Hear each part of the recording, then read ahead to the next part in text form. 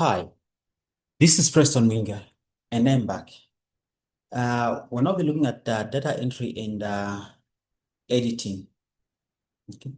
So, the points to cover: a concept of data stream, data encoding. So, look at the database management system and data editing, finding and correcting errors.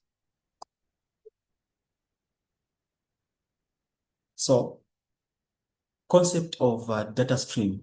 So, we're talking of formulating a research question. So when you formulate a research question, the next thing will be to collect data. When data is collected, we'll need to create a model for our research. Then we enter the data into the GIS. So the process of encoding and editing is also known as a data stream. Okay. So concept of data stream, this is what we have. So data sources, we've got digitized materials, scanning, data transfers, and everything. Okay. I mean, the sources with maps, satellites, digital tabular, and so on. Okay. Then data capture, that's what comes in. Then encoding there. Then we find and then we put in the final database. Concept of data streams. Specific steps of this process and methods used will depend on the sources of spatial data. That is analog data, digital data, type and format, resolution. Okay, so the need for and importance of universal data standards. Data encoding is the process of getting data into the computer. So various method of data imports exists depending on the data source, the project requirements, and the available resource. This is what you have: data source with analog, also source type analog. Then the data source, we have the tabular data, map data, aerial data, and this is how we actually enter them. For example, for tabular data, we have the keyboard entry, text scanning, geocoding, and so on. Then the results are also highlighted on the other side. For example, for keyboard entry, result will be attribute data. For aerial, with manual digitization, then we have vector data. So data encoding is the process of getting data into them, like where Dutch said. Then all data in analog format needs to be converted to digital. Then digital data needs to be encoded, but most often than not required to be converted into a proper format. Data encoding. We continue. Manual digitization. Most methods of encoding spatial features from the paper maps and the hard copy aerial photographs. So the box 5.1, page 138, using a manual digitizing table. Okay, like what she's actually doing here. Okay, so and that's our source. Key step: registration of a map using control points. So two types of two modes of digitizing. We've got a point mode and stream mode. The accuracy of data generated by this method depends on many factors, including hard work, then quite time consuming and expensive. Then ArcGIS has on-screen digitizing capabilities, consulting, editing, data comparison. Okay. Scanning.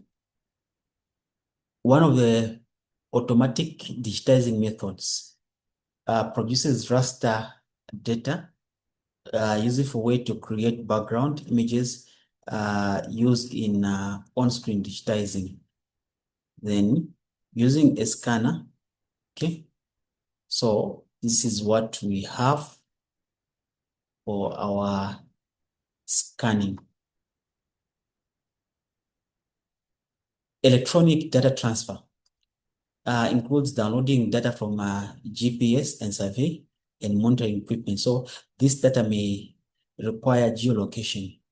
Most often than not includes data conversion to formats enabled by GIS. So check GIS, ArcGIS files to find what data format are supported. Cleaning. We're now on data editing.